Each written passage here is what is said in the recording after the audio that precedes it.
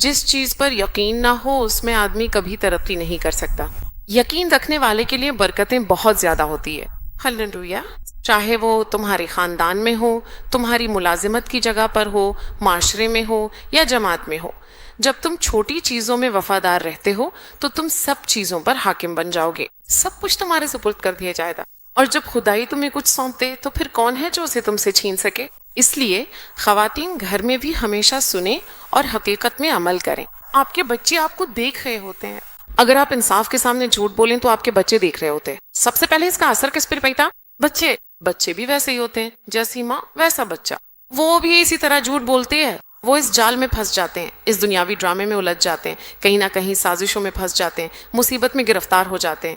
اس لیے اللہ کا خوف ہونا چاہیے۔ ایک باپ کی حیثیت سے تمہیں اپنے بچوں کے سامنے اچھا نمونہ پیش کرنا چاہیے، ایک ماں کی حیثیت سے تمہیں بھی ایک اچھا نمونہ پیش کرنا چاہیے۔